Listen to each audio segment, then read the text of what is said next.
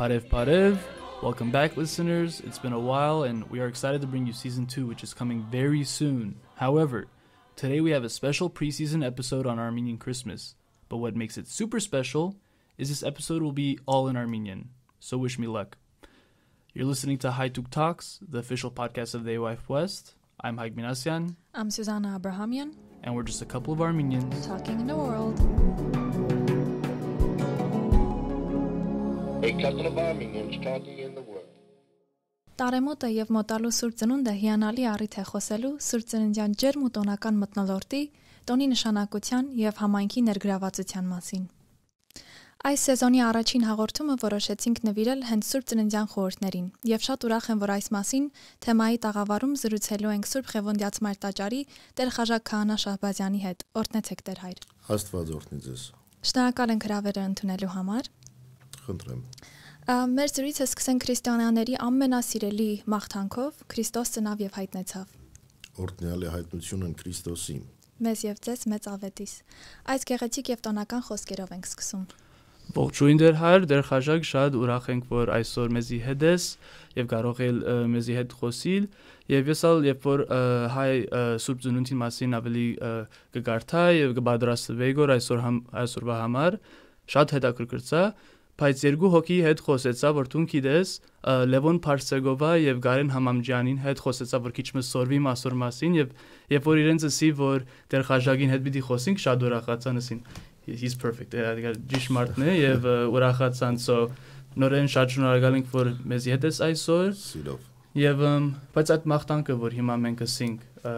Քրիստոս ծնավ եւ հայտնեցավ, գնաս իմաստը եւ կարեւորությունը բացադրել կամ մաղթանքին իմաստը ինչ է։ Շատ բարի, Քրիստոս ծնավ եւ հայտնեցավ։ Քրիստոս ծնվեց եւ հայտնվեց։ Ում մեջ, մեր մեջ։ Երբ որ Քրիստոս մանուկ աշխարհ եկավ մարդուն ցույց տալու, որ ամեն ինչ հնարավոր է Աստծո համար, մարմին առավ, որպեսզի մարդը կարողանա շատ ավելի տեսլական աչքով ինքը պատկերացնի, թե ինչի մասին է խոսքը,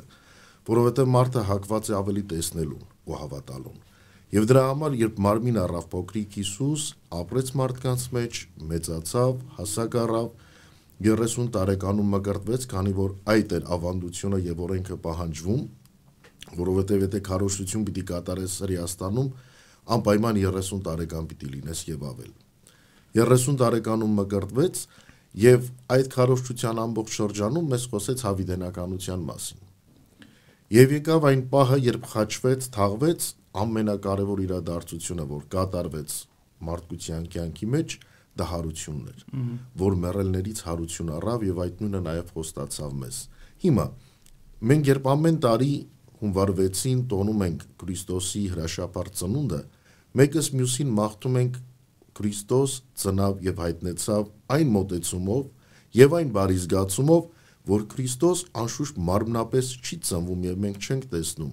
բայց Քրիստոս մեր մեջ է ծնվում, որպես փոքրիկ մի մանուկ։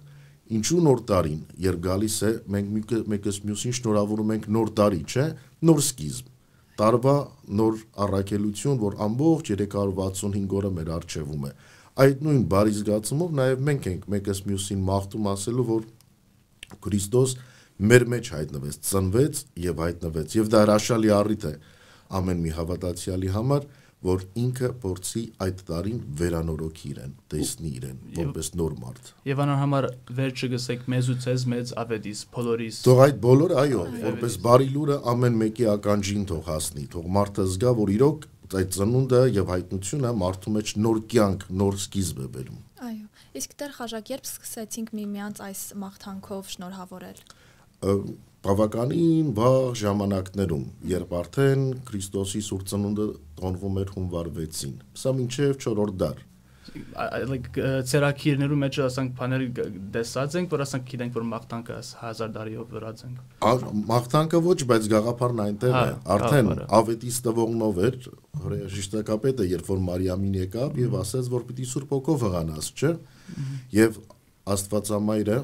որպես Քրիստոսի մարմնական մայր, որ ծնունդ տվեց անապակ հղությամբ, այդ ավետիսը բաշխեցին Հովսեփին եւ Իլուր աշխարհին։ Այդ ավանդությունը գալիս է նաեւ Աստվածաշնչից, չհորինվեց, օդից չեկավ, մենք չզգացինք այդպես պիտի ասենք։ Հիմքը Աստվածաշունչն է, ավետարանն է, որի մեջ ճիշտ այդ բարի լուրը հրեշտակներն են հովիվներին, չէ, ասում, որ ծնվեց արքան եւ ինչ տեսան, աստղի այդ ճանապարհով դեպի Քրիստոս գնացին, փոքրիկ մանուկը ավետիսը տեսնելու, զգալու եւ հավատալու։ Հիմա քիչ առաջ մենք սկսանք ասիգա ասել, երբ որ Սուրբ Ծնունդի օրը հունվար 6-ը եղավ։ Եվ ադիգա ամենա նշանավոր դարբերությունը ասենք բոլոր դարբեր Սուրբ Ծնունդի դոներու, որ մենք հունվար 6-ը կդոնենք այս օրը։ Եվ ոչ դեկտեմբերի 25-ը։ Ոչ 25 կամ հունվար 7-ն ալ գա դարբեր եկեղեցիները առաջ եթե գնաց ճշտել միայն մենք ենք կամ եթիոպիացի կամ դարբեր քրես արևելյան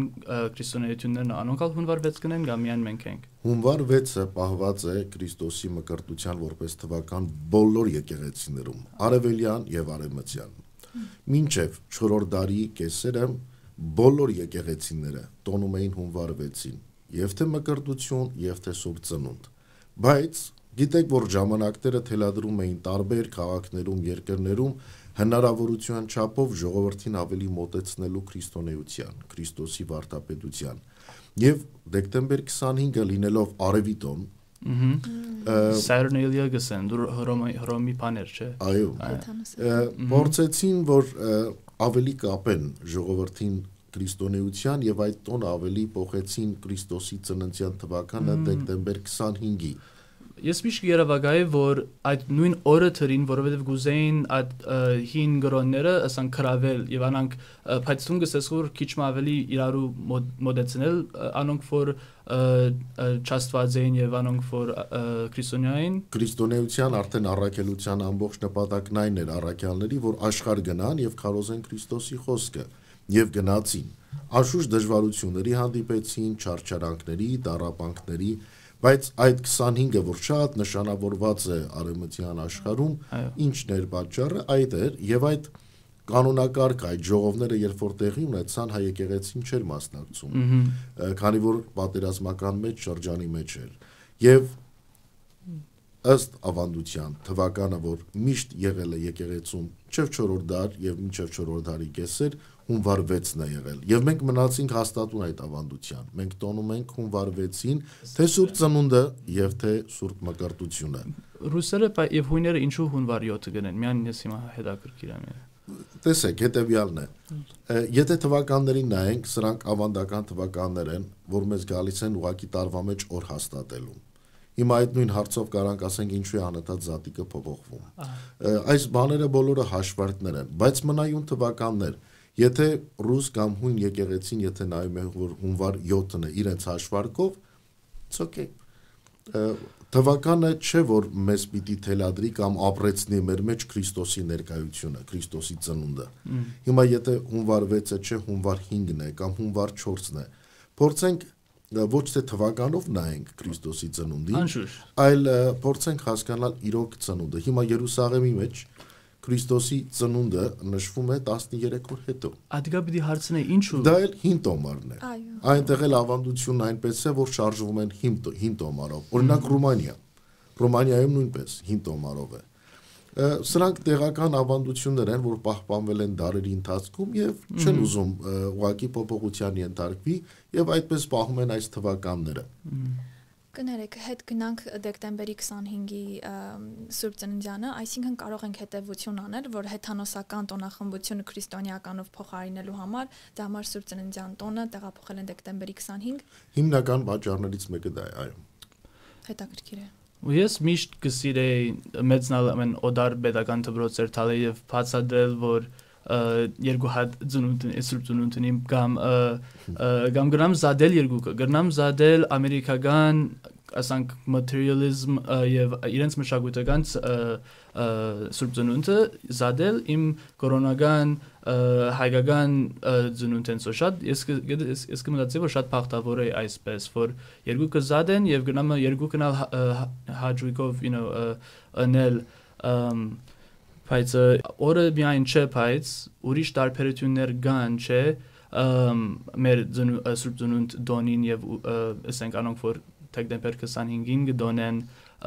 մենք կրնանք կանչել ուրիշ բառ մգա չէ սրբզունությունին աստվածը հայտնություն Այո եւ որ գսովորի այս շաբաթ գխոսեի գորընկերներուն հետ գիտեմ որ մենք միաֆիզայտ չեմ գիտեր ինչպես կսենք ասիգա հայերենով որ մենք գսենք որ Հիսուսը մեկ բան God and man in one divine եւ մարդ միասին չէ ինչպես կսենք ասիգա հայերեն ուզում եք ասեք որ մոնոֆիզտ monophysite բեր թողնենք այդ դավանաբանությունը մեկ կողմ որովհետեւ եթե գնանք դրա մեջ դա շատ երկար եւ դավանաբանական բարդ հարց է բայց հետեւյալը մենք հավատում ենք Սուրբ Երորդության բայց մեկ Աստվածության եւ երբ որ Աստվածահայտնություն ենք ասում մենք միևնույն ժամանակ հասկանում ենք որ որդին այո աշխարհ եկավ այդ մարմնով բայց նրա մեջ հայրն էր եւ Սուրբ Հոգին եւ դրա բազում օրինակները կան Սուրբ Ավետարանի մեջ որտեղ երեք այդ կերպարները երեք դեմքերը մեզ ներկայանում են բայց մեկ Աստված է Սուրբ Հոգին մանուկ Հիսուս եւ Հայր Աստված այն նույն Աստվածն է որ աշխարհը արարեց ասիգա այդ բապությունը կբացատրեի որովհետեւ ադիգա է դարբերությունը որ եթե մենք գսենք որ Աստվածը եկավ մեր աշխարհը այդ օրը անոր համար աստվածահայտնություն ադիգա է օրը որ Աստվածը մեզի եկավ եւ եթե մենք ենք միան monophysite եւ այդ քանի հատ ուրիշ տարբեր եկեղեցիները ադիգա հստակ դարբերություն է չէ մենք ընդունենք Աստվածը մեր աշխարհը կալ այդ օր եւ baptism-ը այդ օրը գնենք չէ մկրտությունը գնենք չորրորդն է ադիգա է Ջրորդնեկը խորհրդանշական ճիշտ այդ մկրտության արարողությունն այն ինչ որ կատարվեց Քրիստոսի հետ Հորդանան գետում եւ այդ օրը խաչը ջուրի մեջ մտցնելով սրբալույս մյուրոնով եւ օրհնությամբ այդ ջուրը որպես խորհրդանիշ սրբագործված արդեն փոխանցվում է հավատացյալներին բժշկության, ըմպելու եւ այլն Ուրեմն այս չորրորդնեկը դարբերություն է գնաս ասել դարբեր եկեղեցիներին դարբեր Սուրբ Ծնունդ դոներեն Մկրտությունը նրանք կատարում են Հիմա ամսի 7-ին ռուս հուն եկեղեցին կաթոլիկ եկեղեցին ամսի 6 եւ այլն մկրտություն բոլորը կատարում են բայց իրենց ծիսական ոչին տեղյակ չեմ արդյոք ջուրը օրտնում են թե չեն օրտնում բայց մկրտության արարողությունը կա որպես պատարակ եւ որպես սրբազան մի խորհուրդ իրենց եկեղեցիներում իսկ արդյոք ասիգա ավելի մեծ դարբերություն գլար բայց հասկացա Տեր Խաժակ, իսկ այսօր կան ոչ հայկական ազդեցություններ մեր Սուրբ Ծննդյան վրա, ավանդույթների վրա մեր։ Եթե խոսքը հունվար 6-ի մասին է, ոչ։ Մշակութական պահպանվել է, այսինքն մերը։ Հունվար 6-ը պահպանվել է եւ եթե նկատում եք կարևոր չէ թե ինչ օր է, ամսի 5-ը եւ ամսի 6-ը մեր եկեղեցիները Փառք Աստուծո լեփլեցուն են հավատացյալները, որտեղ կարծեք մեր պատմության հետ դարձել է արդեն մեր ոգին, մեր մշակույթը, մեր կյանքի մեկ մասը եւ ես չեմ կարծում որ օրը պիտի խանգարի հունվար 5-ի եւ հունվար 6-ի համար, որովհետեւ շատ կարեւոր է։ Նույնիսկ եթե ունենք երիտասարդներ, որ այդ օրը դպրոցում են, ես շատ եմ նկատում օրինակ, որ նրանք ուղղակի եկեղեցում են, այլ ոչ թե դպրոցում։ Անշուշտ չեմ խրախուսում, որ դպրոց չգնան։ Սխալ չհասկանամ։ Ես կփորձեի ելնել։ Եվ այդպես է, ուղղակի որպես մշակույթ, որպես պատմություն, որպես ավանդություն շատ կարճած են մեր ժողովուրդը հունվար 5-ին եւ հունվար 6-ին անշուշտ ամսի 25-ը մեծ շուկով տոնվում եւ նշվում է բոլորի կողմից մենք էլ փորձում ենք տվյալ երկրի մեջ երբ ապրում ես նաեւ այդ տոները որդեգրելու իրենցին հարմարվելու ես հետեւյալն ասեմ փորձենք լավագույնը որդեգրենք բայց չմոռանանք մերը ճիշտ եք որը որ լավն է փորձենք բերել մեր կյանք, փորձենք այդ ամենին, այսինքն հարմարեցնել մեզ, բայց երբեք չմոռանանք այն, ինչ որ մեզ փոխանցվել է եկեղեցու հայրերի կողմից, չփորձենք մերը դուրս թողնել եւ ավելի նորը բերել, որտեղ նորություն բերելով չի նշանակում, որ դու պիտի փոխես այն, ինչ որ քոնն է։ Այո։ Ճիշտ է։ Եվ ինձ թվում է դա ոչ միայն կրոնին է վերաբերվում, այլ նաև մեր հայրենասիրությանը կամ հայ ազգի պատմությանը, թեկուզ ոչ կրոնական։ Ես ընդհանրապես մարդու հասկացողության կամ մտածելակերպի մասին եմ խոսքս։ Ճիշտ է։ Ոչ մեկ օրինակ ինձ չի կարող ստիպել, որ ես փոխեմ իմ ոճը, որովհետև դա իմն է։ Եթե ես տեսնեմ ձեզ մեջ լավագույն ինչ-որ մի դետալ, որ դուք խոսքի մեջ արտահայտում եք կամ ինչ-որ մի ժեստ եւ այլն եւ դա ինձ դուր է գալիս, ես կփորձեմ դա ինձ ադապտացնել, բայց չեմ փոխի իմ ոճը, որովհետեւ եթե ես իմ ոճը փոխեմ, կնշանակի, որ ես կսկսեմ արդեն տարբեր արհեստական ինչ-որ մի ձևերի մոտ ի հայտ կգան, որը որ ինձ չի ներկայացնում որպես անհատ, որպես անձնավորություն, դա կլինի ժեստերը, դա կլինի խոսքը, դա կլինի մտածելակերպը, դա կլինի այն բոլոր տոները, որ մենք տոնում ենք եւ այս է, երբ որ ես ասում եմ, որ այո, լավագույնը վերցնենք, բայց չփորձենք փոխել մերը, որովհետեւ նա ավելի լավ է։ Բոլորս տունն ենք ամսի 25-ին, եկեք ամսի 25-ին տոնենք, ամսի 6-ի Սուրբ Ծննդյան պատարագ այդպես չէ։ Հատուկ ենք մենք հայերը, ադամանտի պես, ավելի արժանի ինձ, երբ որ ասենք հատուկ մշակույթ հատուկ ավանդություններ ունենք, so համաձայն եմ, բայց դարբերություններ, որ դարբերություն չէ, բայց օդար ավանդություններ, ասենք դոնաձարը կամ գաղանդ բաբան, այս բաները, ասիկա մեր մշակույթին հին բաներ են, ավելի նոր են, բավականին հին, գաղանդ բաբան, ծմեր պապիկը, բավականին, ինքը Հայաստանեն էր, գիտես գսեմ, որ ինքը երբևէ լսել եք Սուրբ Նիկողայոս հայրապետ, Սուրբ Նիկողայոսը ինքը իր ապրած կյանքով շատ մեծահարուստ է լինում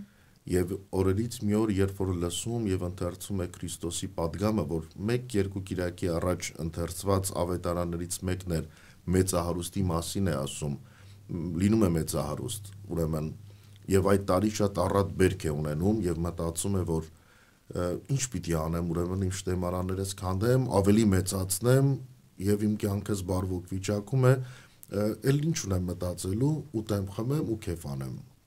Բայց Աստված նրան ասում է անմիտ, հենց այս գիշեր քո հոգին պիտի առնեն, ինչ պիտի անես այդ ունեցածդ։ Այս խոսքից ավելի դրդված, ավելի ինչպես ասեմ, ոգևորված Սուրբ Նիկողայոս հայրապետը այն ինչ որ ուներ, չուներ իր բարվոք վիճակի մեջ բոլորը բաշխում է աղքատներին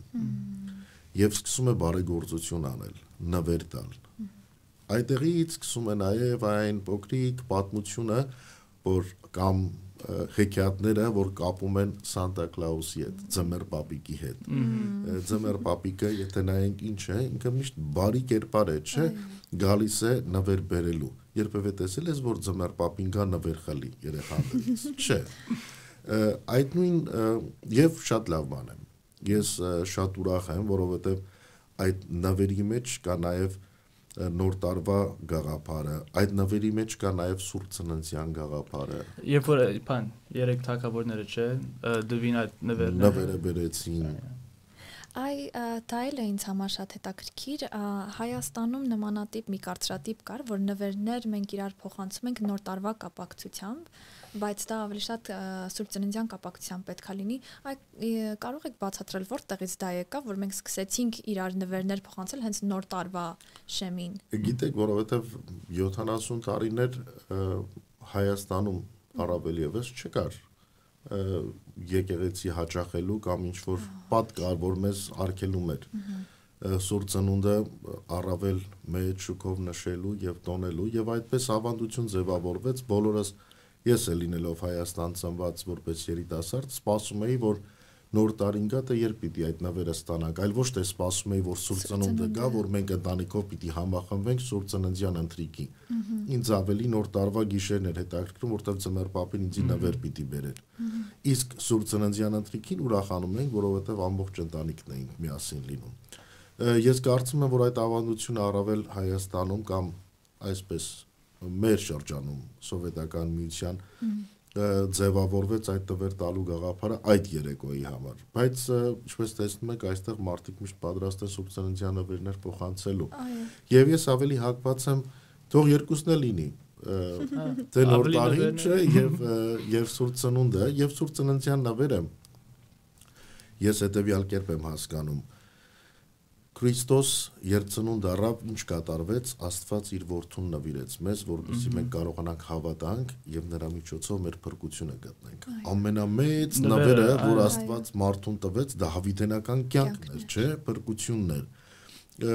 ուրեմն փորձենք այդ նվերների մեջ իրոք նաեւ իմաստ տեսնել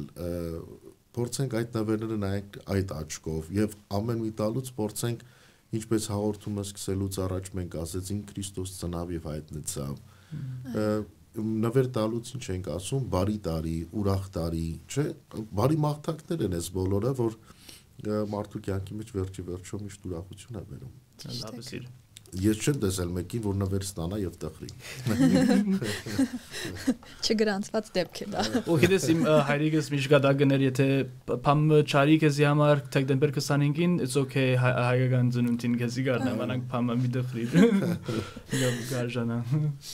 Դեր խաժակ, որ խնդրեմ մի փոքր կխոսեք թե հայ առաքելական եկեղեցին ինչպես է տոնում ջրաքալույսի սուրբ պատարագը եւ պատարագը կայանալիք հենց սուրբ ծննդյան օրը։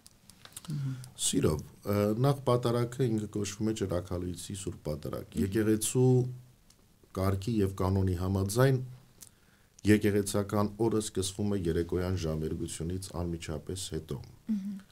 Եվ այդ նախատոնակը, այդ սկիզբն է, որ մենք հունվար 5-ի երեկոյան սուրբ պատարագով հայտարարում ենք Քրիստոսի հրաշափառ սուրբ ծնունդը։ Ուրեմն խորքի մեջ ծննդյան նախատոնակը ավետիսը կատարվում է հունվար 5-ի երեկոյան։ Այդ օրն է, որ ավետարանն ընթերցվում է Քրիստոսի ծննդյան պատկերը մեզ ներկայացնելով։ Իսկ հաջորդ օրը Քրիստոսի սուրբ մկրտության պատարագն է, որ կատարվում է, եւ դրա ընթացքում նաեւ օրտնվում է ջուրը եւ բաշխվում հավատացյալներին։ Շատ գեղեցիկ ավանդություն կա։ Ես առավել պիտի խոսեմ Սրբոց Ղևոնդիաց Մայր տաճարի մասին։ Մենք ունենում ենք այդ օրը կանթեղներ եւ ամենախորհրդավոր պահը եկեղեցում երբ սուրբ պատարագը վերջանում է պիտի տեսնեք թե երիտասարդ ընտանիքներ, փոքրիկներ ինչպես են իրենց տան լապտերները, մոմերը բերում եւ Աստուծո սուրբ խորանից եկած Քրիստոսի այդ խորհրդանշական այդ լույսը վառելով իրենց ընտանիքներ տանում։ Սա մեծ ուրախություն է, մեծ մխիթարություն է եւ այս գեղեցիկ ավանդությունը ուղղակի պիտի փորձենք ավելի ամրացնել, որովհետև տեսեք, երբ որ նվերի մասին ենք խոսում, այդ լույսն էլ մի նվեր է մեր կյանքում։ Այդ լույսն էլ Քրիստոսի սուրբ խորանից եկած փոքրիկ մի նվեր է, որ նաև լուսավորում է քո կյանքը։ Պարտադիր չէ, որ այդ մատերիալի մեջ տեսնենք մոմ է, վառվում է, ոչ, Քրիստոսի լույսն է։ Այսպես ենք տոնում հիմնականում սուրբ պատարագով, սուրբ գրքերի ընթերցումներով եւ անշուշտ հրաշափառ ծննդյան այդ ավետիսը տալով փորձում ենք մեր ժողովրդին իրոք հրավիրել ոչ միայն մասնակից դառնալու, այլ որպես տարվա սկիզբ, որպես նոր մի ծնունդ իրենց մեջ վերանորոգելու մեկ անգամ եւս Քրիստոսի ներկայությունը։ Այո։ Ընտանիքս գրեթե ամեն տարի, եթե ոչ ամեն տարի, միշտ պարտաճանաչ կերպով փորձում ենք մասնակցենք Սուրբ Պատարագին, եւ մի քանի անգամ իմ մոտ հարց է ծագել, որ լույսը փորձում ենք տուն տանենք, ճանապարհին այնպես է լինում, որ մամա անջատվում է, ու մտածում ենք վատ խորհուրդ չունենա կամ նմանատիպ մի բան, այ ինչ կասեք դրա մասին։ Ոնց հանգստացնենք մեզ, եթե մամա շատ հանգիստ եւ առանց որևիցե վատ բաների մասին մտածելու։ Փորձենք սնահավատության չգնանք։ Եթե նկատեցիք, ես ասեցի կարևոր այդ վառվող մոմի լույսը չէ, այլ դրա մեջի խորհուրդն է։ Եթե մոմը պիտի վերցնես եկեղեցուց եւ հանգարց մարեց, շատ չի նշանակում, որ աշխարհի վերջն էր, վերջացավ, հեսա մի բան պիտի լինի, վայ ինչ պիտի անենք, հետ կգնանք նորից կվառենք։ Կարևորը խորհուրդն է։ Ամեն ինչի մեջ փորձենք ոչ թե այն ինչ որ տեսնում ենք եւ ձեռք ենք տալիս, այլ դրա մեջի խորհուրդը տեսնենք։ Ինչն է նպատակը։ Ինչու ենք այդքան սպասում Սուրբ Պատարագին։ Ինչու ենք մենք այդ լույսը վերցնում։ Վերջի վերջո այդ բոլորը նաեւ իմաստ եւ խորհուրդ ունեն մեր կյանքում։ Ճիշտ է։ Եվ մինայ փորձեցիր դունը դանի կարևոր էր քեզի ասում ունենալ անին հոնե իմաստը Այո։ քեզի համար կարևոր եւ ատիկ Եթե ամեն անգամ վստահ եմ, որ այդ մոմը 24 ժամ վառ չի մնում, բայց ամեն անգամ երբ հնարավորություն կա այդ մոմը վառելու, կհիշես Քրիստոսի Սուրբ Ծննդյան երեկոն Այո։ եւ քեզ համար մեծ օրհնություն կլինի։ Եվ այդպես է լինում է, ճիշտ եք։ Այո։ Տեր Խաժակ, գիտենք, որ շատ քրիստոնյաներ պահք են պահում մինչ Սուրբ Ծնունդը, եւ ես ինքս էլ արել եմ ու մտածել եմ խորհրդային է, որ ինքս ինձ մաքրում եմ, այ դուք որ խնդրեմ կբացատրեք խորհուրդը որն է պահք պահելու։ Նախ արդեն ասեցիք ինքնամաքրվում։ Եթե պահքը իր խորքի մեջ նայենք, պիտի զրկես քեզ ինչ-որ մի բանից։ Հիմա զրկեցիր եւ հետեւյալ ձևով նախ պիտի բացատրեմ, ինձ թողներեն բոլոր նրանք, ովքեր որ իմ աչքից հեռու չեն եղել եւ իմ նկատողությունն են ստացել, բայց օրինակը պիտի բերեմ։ Պահք ենք պահում, միշտ չենք ուտում, բայց առավոտից երեկո մեր ընկերներով կեֆ ուրախության մեջ ենք լինում։ Ինչ ենք ուտում, բանջարեղեն, ձիթով պատրաստված ուտեստեղեններ, չգիտեմ ինչ եւ այլն, բայց միշտ չենք ուտում, մենք պահքի մեջ ենք։ Սա պահք չէ։ Երևույթը թերևս բառով այդ է, բայց պահք չէ։ Պահքը զրկանք է, պահքը ապաշխարության ճանապարհ է, պահքը ավետարանի ընթերցում է, պահքը բարեգործություն է։ Ես այսպես եմ ուզում բացատրել պահքի ամբողջ գաղափարը։ Գիտեք, եկեք չկապենք պահքը անպայման ուտելիքի հետ։ Մարդը կարող է իր առօրյան շարունակի այնպես ինչպես որ ինքը միշտ ապրում է, բայց պահքի շրջանում ինքը փորձի հայրերի օրինակով ինչ որ մի բարի գործ կատարել, օրինակ մի բարեգործություն։ Սա գալիս է արդեն նաև այն մոտեցումը, որ մենք ինչու ենք մատաղներ անում։ Անպայման այդ մատաղը պիտի լինի այդ ոչխարը, միսը, օրտնվածաղը, թե մենք կարող ենք մատաղի հասկացողության մեջ մենք կարող ենք ուղղակի 10 երեխայի փորձենք օգտակար դառնալ, որպեսզի իրենց կրթությունը ապահովենք, նրանց հասունացնենք եւ դարձնենք արժանի զավակներ ոչ միայն իրենց ընտանիքի, այլ նաեւ մեր ազգի եւ մեր եկեղեցու։ Սա էլ մատաղի մի տեսակ է։ Պահքն էլ նույնն է, զրկանք, ապաշխարություն, ինքնակննադատություն,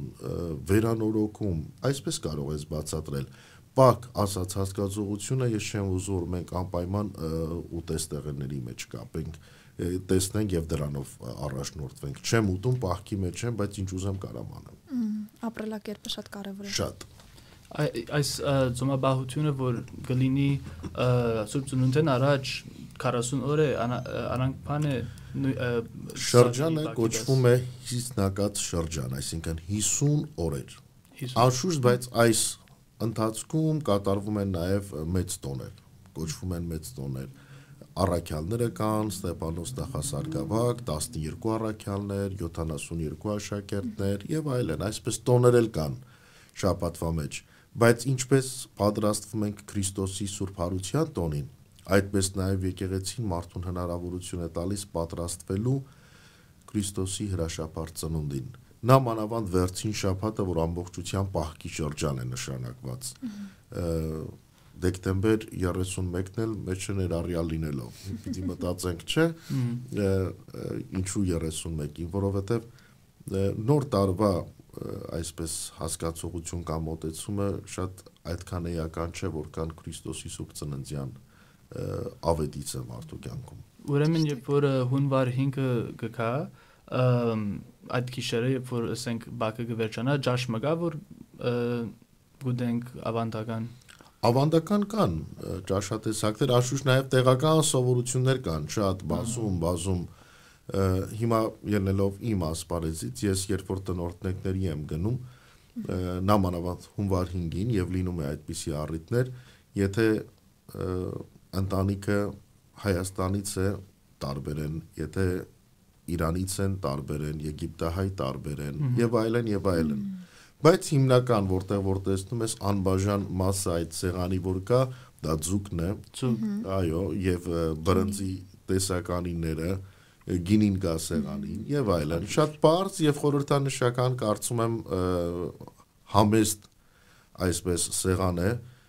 Սուրբ Ծննդյան այդ սեղանը, եւ ես դրա մեջ եմ իմաստեցնում, որպեսզի մենք ոչ թե կենտրոնանանք այդ ուտելիքների վրա, այլ այդ օրը կարողանանք գոնե մեր կյանքում հիշենք, թե ինչ էր առիթը մեզ համախմբելու։ Վերջի վերջո Քրիստոս մեր մեջ ծնվեց։ Անշուշտ, բայց թե հետաքրքիր է, եթե ջաշմը գա, հadoop ջաշմը, որ այդ քիշերը գուտենք եւ ցուկը։ Այդ ցուկն է։ Ադիա գաբը ունի այդ բան Հիսուսին miracle։ Հրաշք ոչ կապ չունի, բայց ես ասեմ, որ ժամանակին սա ուղղակի այսպես հիշեցի, երբ որ քրիստոնյաները մարտիրոսվել են, նահատակվել են եւ թաղվել են, որոշ շրջաներ կան, որ արգելել են գերեզմանակարի վրա խաչեր դնելու։ Եվ քրիստոնյայի գերեզմանի վրա, երբ դուք կտեսնեք, որ խաչ չէ, ձուկ է, դա նույն խորհուրդը եւ իմաստը ունի։ Հասկացա, նշան է,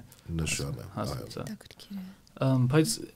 բակը ընդհանրապես երբ որ ես բակն եմ, Զադիգի բակն է, բայց գիտեմ որ դարվա քանի հատ ունենք այս ծոմաբահությունները։ Դարվա ուղիղ կեսը 6 ամիս բակ է։ Ինչու տարբեր ժամանակներին։ Բայց ինչու չեն կներ այլևս միայն մեկ հատ ընդհանրապես ժողովուրդը ասենք միայն։ Դա ամենաերկար շրջանն է։ Նախ ասեմ ամեն չորեքշաբթի եւ ուրբաթ օրերը բակ են։ Չորեքշաբթին Քրիստոսի մատնության առիթով, իսկ ուրբաթ Քրիստոսի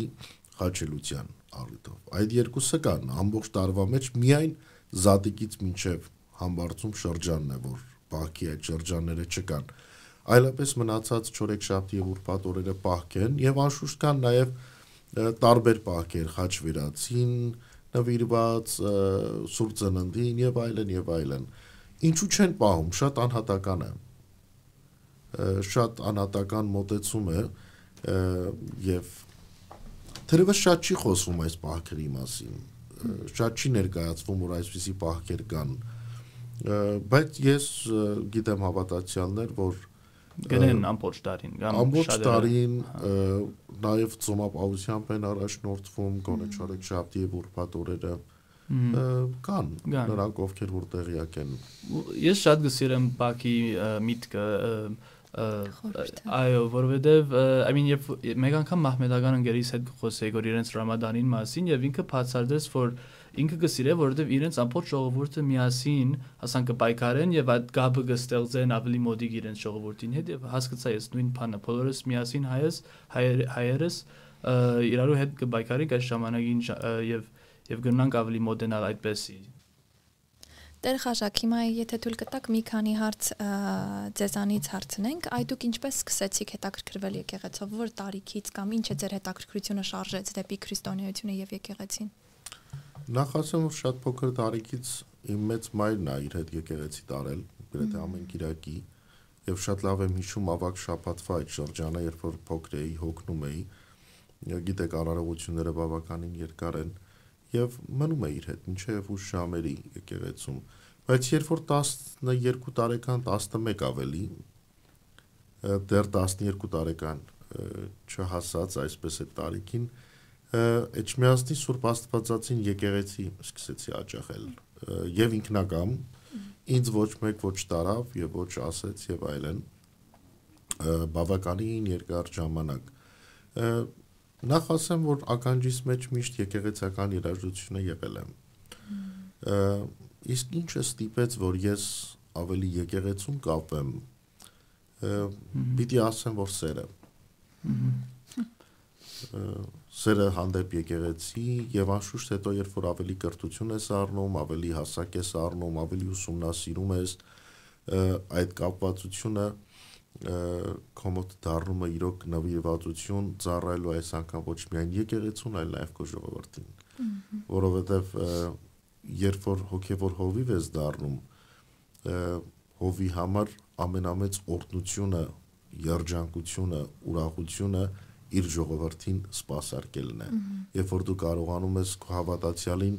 ժպիտ պարգևել, երբ որ դու կարողանում ես քո հավատացյալի տխուր ու դժվար պահին իր ձեռքը բռնել, երբ որ կարողանում ես իր ուրախությունը կիսել, այս է ամենամեծ սերը եւ նվիրվածությունը, որ պիտի ասեմ գնալով ավելի բազմապատվում։ Գիտեք, փոքր հասակից ինձ էլ երբ որ Հայաստանում էինք բնակվում, նոր-նորքի Սուրբ Սարգիս եկեղեցիներ միշտ մայրիկս մեզ բոլորիս քույրերիս եւ եղբայրներիս հետ միշտ Սուրբ Սարգիս եկեղեցին էին գնում, ու ես էլ զգացի, որ փոքր տարիքից եկեղեցու հանդեպ շատ մեծ սեր ձեռք բերեցի, բայց գիտեք, հիմա մանավանդ օտար երկրում ապրելով, օտար երկրի բարքերը եւ կարգերը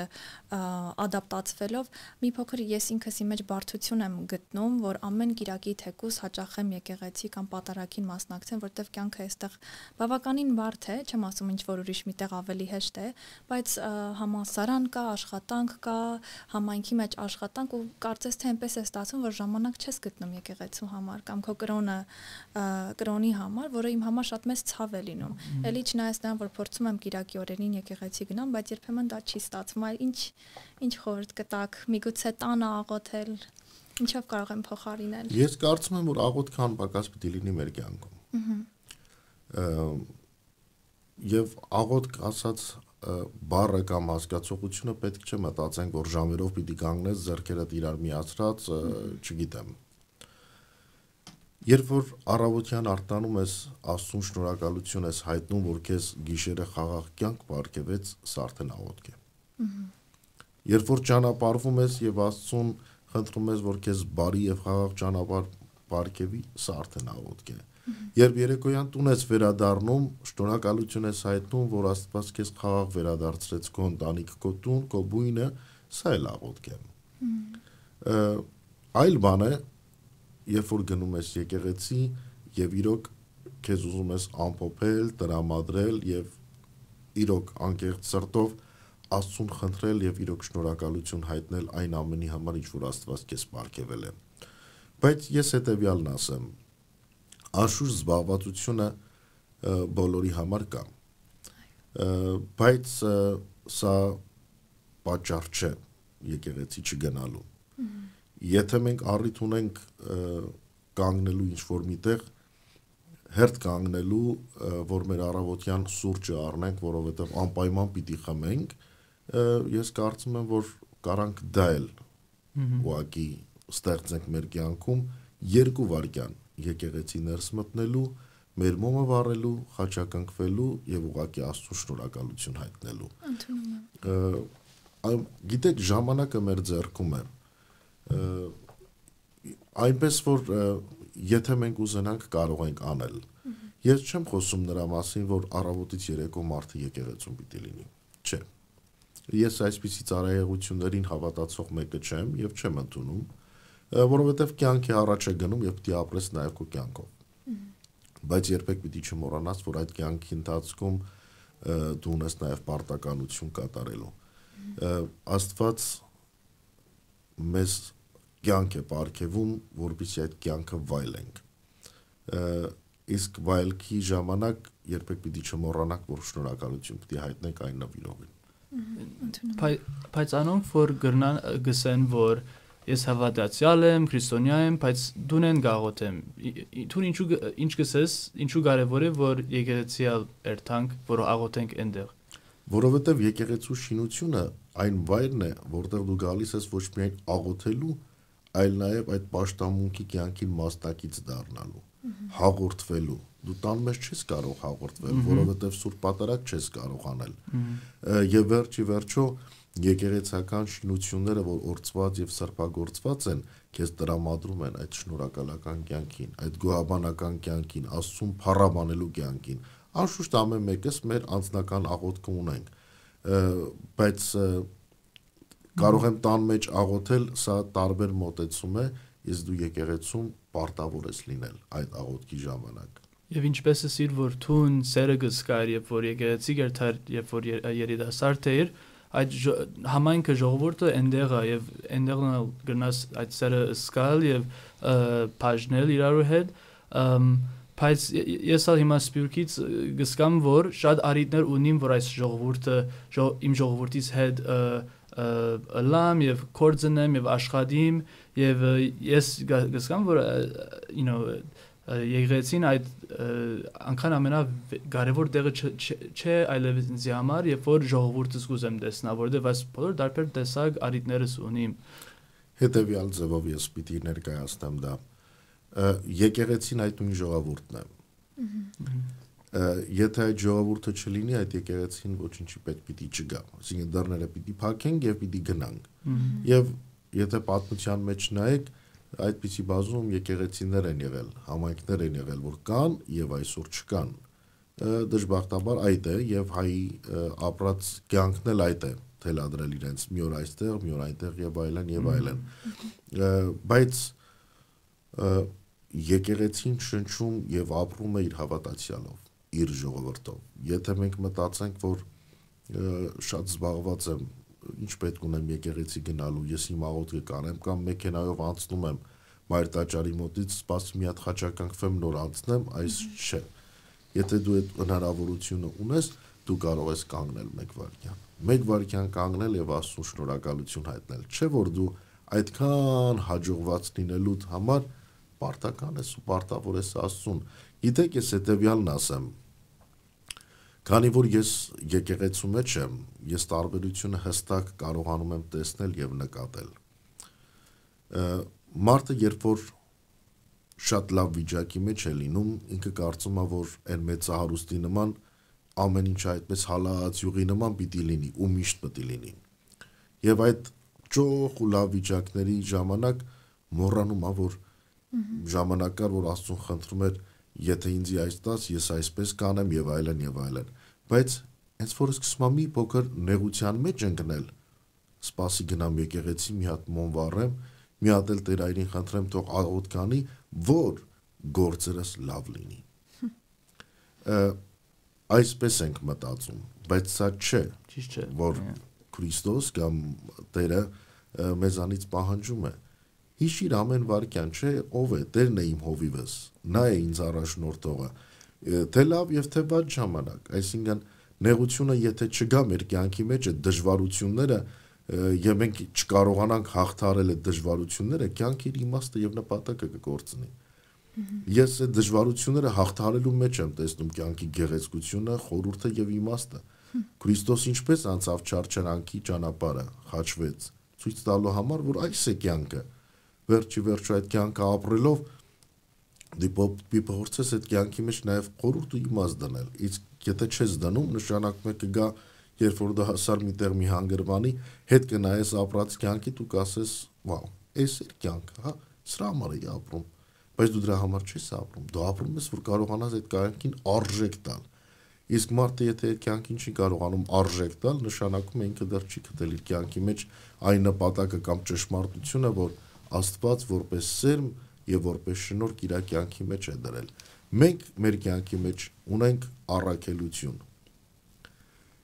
Եվ ամեն մարդ այդ շնորհները, եթե չի կարողանում կյանքի կոչել, նշանակում է ինքը իրեն մերցնում է։ Ու այդպես մարդը նմանվում է մեռյալ ծովին։ Մեռյալ ծովը ինքը գեղեցիկ է, բայց դրա մեջ բուսականություն չկա, կենթանական աշխարհ չկա։ Շատ լավն է։ Ես կարծում եմ, որ մարդը չի ուզում նմանվել մեռյալ ծովի, միայն տեսքով գեղեցիկ լինել։ Կարևորը որն է մարդու մեջ այն ինչ որ Աստված սերմանել է եւ պիտի փորձես այդ բոլորը կյանքի կոչել, դառնալ կյանքի մի օվկիանոս։ Ճիշտ է։ Շատ հետաքրքիր է, ամիսներ առաջ եկեղեցի ես եկել եւ ձեզ խնդրեցի, որպեսզի ինձ օրհնեք ու աղոթեք իմ գործերի հաջողությունների համար։ Բժշկական համալսարան եմ սկսել 4 ամիս առաջ մոտավորապես ու հիմա որ ես խոսքերը ասեցիք, շատ լավ հասկանում եմ ինչ նկատի ունեք ու իմ կյանքին էլ նայելով շատ հետաքրքիր է, որ ամեն մի ձեր խոսքը շատ པարզ ընդունում եմ, բայց ես ինքս ինձ որպես անհատ, երբ որ իմ կյանքին եմ նայում եւ իմ ապագային չեմ թողնի, որ մի պահ կա, որ ես կորցնեմ ինքս ինձ եւ մոռանամ, թե ինչի համար եմ այդ կետին հասել կամ ինչի համար եմ աղոթել, որ այդ կետին հասնեմ։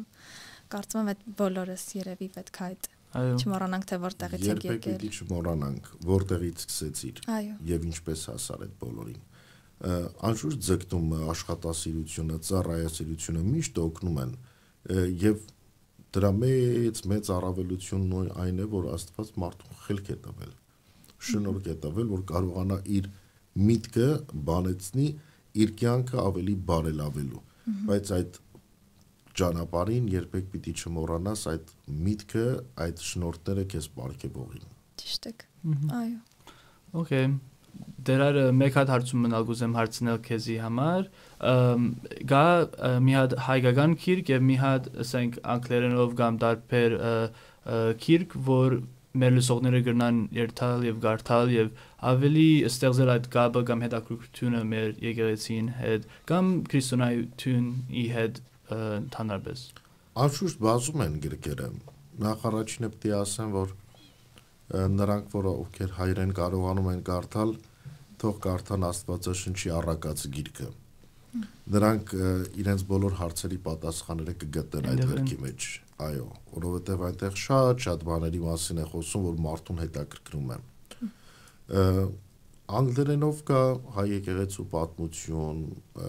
հայ ժողովրդի պատմություն մեր ավանդությունները մեր մշակույթը շատ բազում գրքեր կան բայց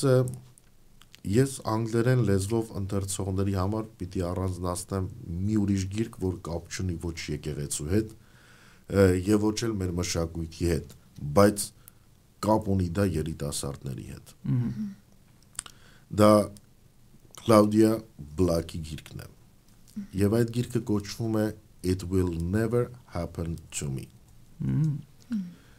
Այդ գիրքը addiction-ի մասին է։ Addiction. Եվ երբ ընթերցում ես այս գիրքը,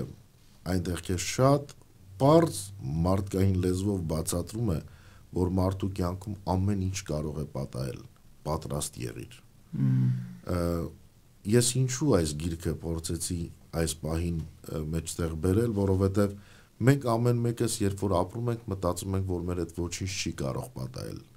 Բայց կյանքը նորից եմ ասում փորձություն է եւ երբ որ առակած գիրքը կարդաս եւ կարդաս Claudia Black-ի գիրքը It Will Never Happen to Me դու կտեսնես որ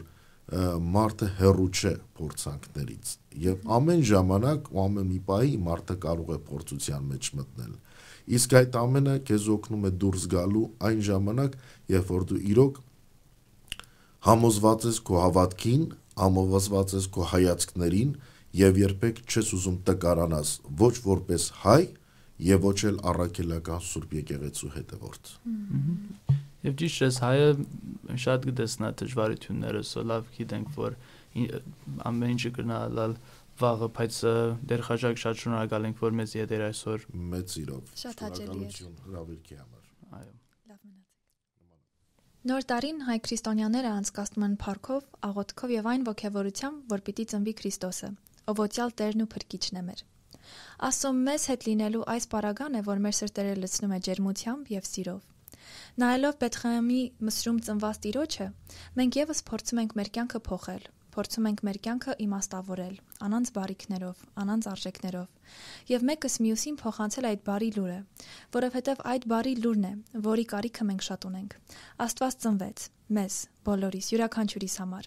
եւ Աստծո ծնունդը ամենամեծ տոնն է, որ պետք է տոնախմբել մեր ընտանեկան հարկերից ներս, մեր եկեղեցիներից ներս, մեկս մյուսին ողջունելով այդ բարի ավետիսով։ Սիրեք միմյանց եւ առողջ եղեք։ Դուք լսում եք Հայթուք Talks, Պաշտոնական podcast-ը AYF West-ի, ես Հայկ Մինասյանն եմ, Ես Սյուզաննա Աբրահամյանն եմ, եւ մենք մի քանի հայեր ենք, խոսում ենք աշխարհում։